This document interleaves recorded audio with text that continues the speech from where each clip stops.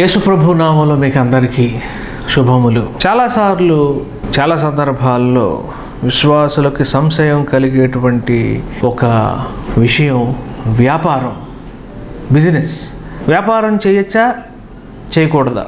ఒకవేళ వ్యాపారం చేస్తే ఎలాంటి వ్యాపారం చేయాలి, ఎలాంటి వ్యాపారం చేయకూడదు అనే ఈ ప్రశ్నలు చాలామంది విశ్వాసుల్లో కలిగేటువంటిది. కొంతమంది చెప్పగా నేను విన్నాను ఏంటంటే, నువ్వు విశ్వాసి అయితే, నువ్వు క్రిస్టియన్ అయితే వ్యాపారం చేయకూడదు.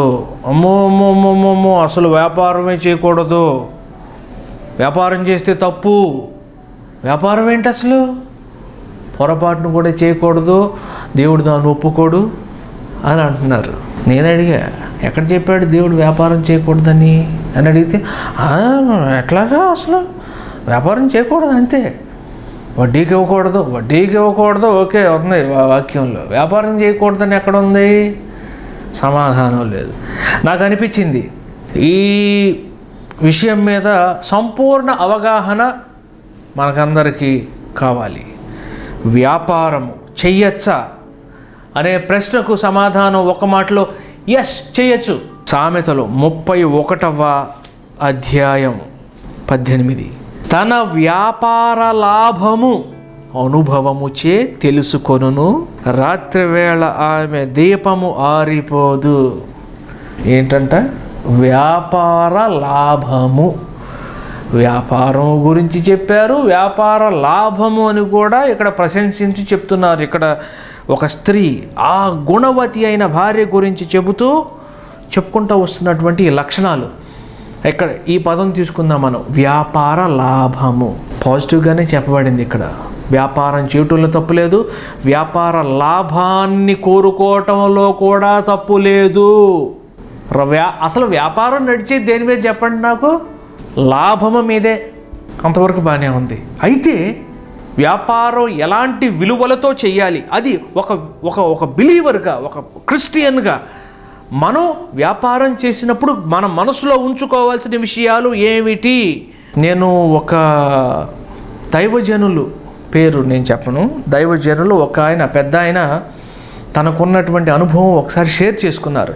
ఇట్లాగా చర్చ్లో ఒక కుటుంబం జీవనోపాధి లేనప్పుడు ఆయన పాస్టర్ గారు ఆ సంఘ సభ్యుని పిలిచి అడిగారంట, బాబు మరి కుటుంబం ఉంది కదా నీకు, ఎలా పోషించుకుంటావంటే, అయ్యగారు నాకు కొంచెం ఎలక్ట్రీషియన్, ఈ పనులు ఎలక్ట్రానిక్స్ కొంచెం ఈ పని తెలుసండి అంటే, సరే అయ్యగారు పాపం పోగు చేసి డబ్బులు, పాపం ఆయన స్థాయికి మించి అయినా సరే పోగు చేసి ఒక చిన్న కొట్టు పెట్టి, సరే బాబు నువ్వు చక్కగా ఈ ఎలక్ట్రీషియన్ పని చేసుకుంటూ కుటుంబాన్ని పోషించుకో బాబు తమ్ముడు అని పాస్టర్ గారు అప్పగించి వెళ్ళారంట.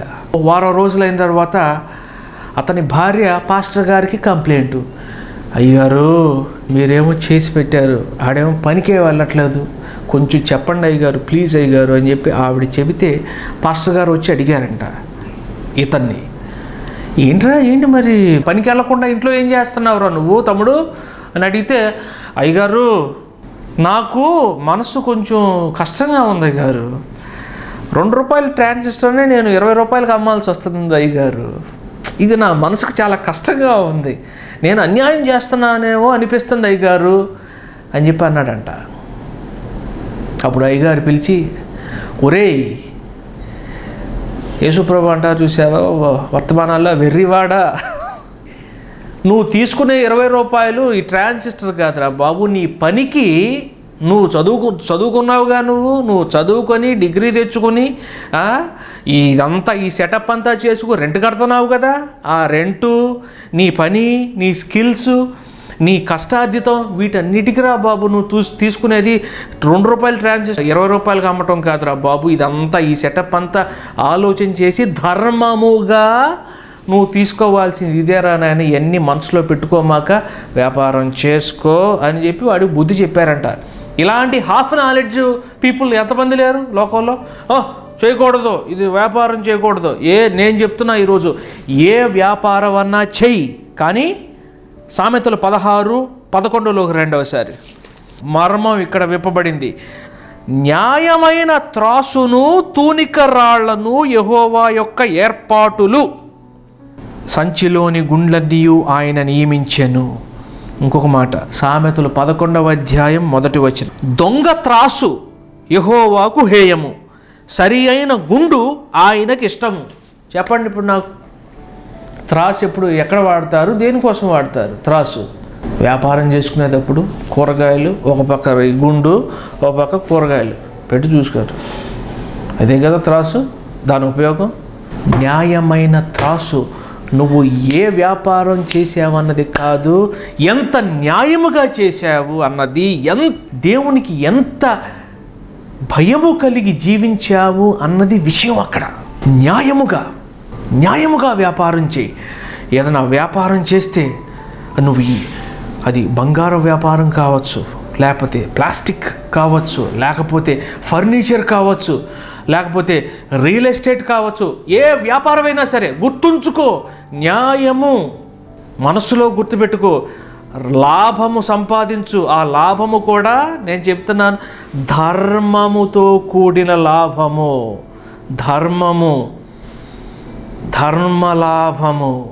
ధర్మలాభము గుర్తుపెట్టుకోండి. అత్యాశకు పోయి పాస్టర్ గారు అతన్ని ₹2 ట్రాన్సిస్టర్ ₹200 అమ్మని చెప్పలా, అది అన్యాయం, కస్టమర్స్కి అన్యాయం. అది ₹2 ట్రాన్సిస్టర్ ₹20 అమ్ముకో, ఎందుకంటే సెటప్ ఇది అంతా ధర్మం. అది ధర్మం. మీ మనసుకు ఏది నచ్చితే అది చేయమాకండి. ప్రభువు దృష్టికి ఏది కరెక్టో అది పరీక్షించి చెయ్యండి. అన్యాయముతో మీరు ఏ వ్యాపారము చేయమాకండి. కొంతమందికి కొంచెం డౌట్ వస్తుంది, అవును వ్యాపారం చేస్తూ ఉన్నాం, ఇందులో అన్యాయం ఓకే బాగానే ఉంది, మరి ఇంకా చాలా విషయాలు ఉన్నాయి కదా అంటే దానికి కూడా వస్తున్నా. ఇంజస్టిస్ ఎలా జరుగుద్దో తెలుసా మీకు?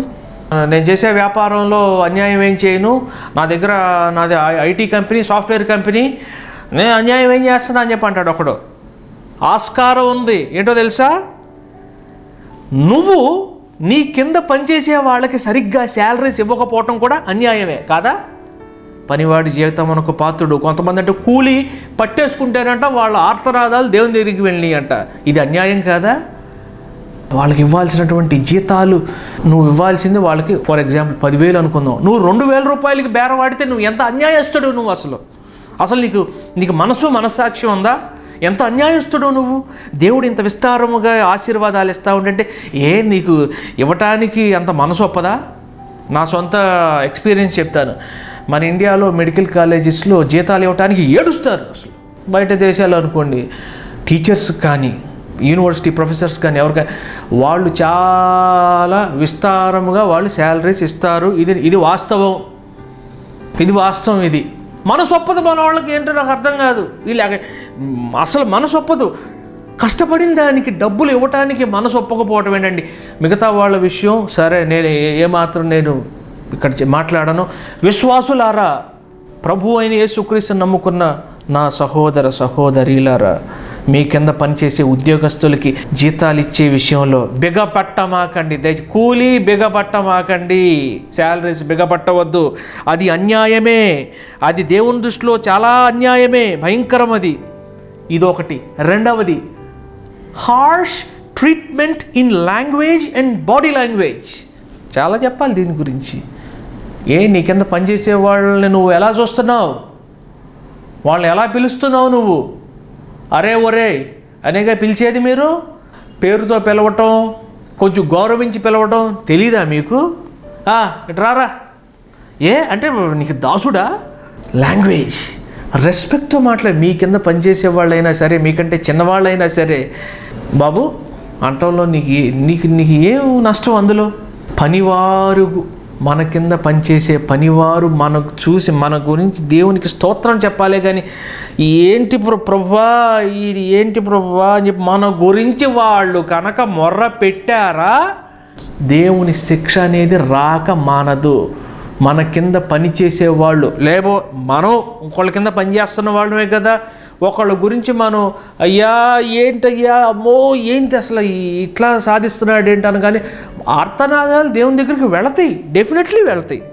ఇన్ఈక్వాలిటీ, ఆడవాళ్ళకు ఒక పే, మగవాళ్ళకు ఒక పే, నో ఈక్వాలిటీ. అందరినీ సమానంగా చూడటం మనం నేర్చుకున్నటువంటి న్యాయం, బైబిల్ మనకి చెప్పేటువంటి న్యాయం. వ్యాపారం నడిచేది లాభాల మీదే, కానీ వ్యాపార లాభము ధర్మము, ధర్మానుసారమైన లాభము జరగాలి. ప్రియులారా, ప్రియ దేవుని బిడ్డలారా, వ్యాపారం చేయండి, న్యాయముగా చేయండి. న్యాయము కొరకు, న్యాయముగా నడుస్తూ మీ వ్యాపారం. ఇంకొక అద్భుతమైన విషయం చెప్తాను. ప్రపంచంలో అన్నిటికంటే చాలా అద్భుతమైనది వ్యాపారం.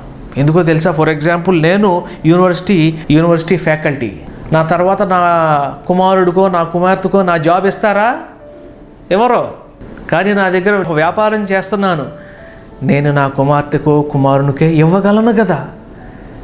వ్యాపారం, మీరు వ్యాపారం చేశారనుకోండి, అది మీ సంతానమునకు ఒక అద్భుతమైన జీవనోపాధి. వ్యాపారం చెయ్యండి, న్యాయముగా చెయ్యండి, ధర్మాన్ని అనుసరించి న్యాయమైన త్రాసు, సరి అయిన గుండు.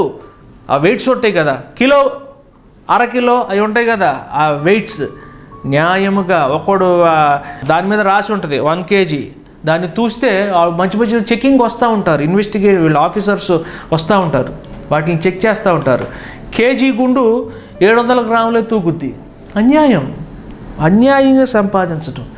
ఇవేవీ లేకుండా పరిశుద్ధాత్మ మనందరినీ కూడా ఈ విషయంలో, వ్యాపారస్తులు అందరికీ, చూస్తున్నవాడు మీరు ఎవరన్నా వ్యాపారస్తులుంటే గుర్తుంచుకోండి, ఇప్పటిదాకా మీరు పొరపాటు చేసుంటే దాన్ని క్షమాపణ అడిగి దేవుణ్ణి ఇక మీదట ధర్మానుకూలంగా వ్యాపారం చేయండి.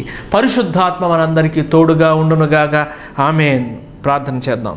సకల ఆశీర్వాదాలు మీ నుండే వచ్చుచున్నవి తండ్రి. పరలోకమందున్న మా తండ్రి, మీకే స్తుతి స్తోత్రాలు మహిమ చెల్లించుచున్నాము. యేసు ప్రభువునందు మాకు అక్షయతను అనుగ్రహించారు, శుభప్రదమైన నిరీక్షణను మాకు ఇచ్చారు, మీ పరిశుద్ధాత్మను మా మధ్య ఉంచారు. మునుపు దూరస్థులమైన మేము క్రీస్తు యేసు రక్తమునందు సమీపస్థులముగా అయ్యాము. ఈరోజు వ్యాపారము గురించి మాకు ఎన్నో విషయాలు తెలియచేశారు.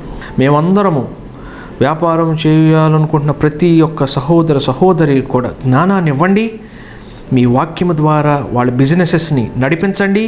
న్యాయముగా బిజినెస్ చేసేటువంటి మనస్సు దయచేయండి. ఏది ఏమైనా సరే మీ వాక్యానుసారముగా మా జీవితాలను, జీవిత శైలిని మార్చివేయమని యేసుక్రీస్తు పరిశుద్ధ నామములో వేడుకుంటున్నాము తండ్రి. ఆమేన్. అందరికీ వందనాలు.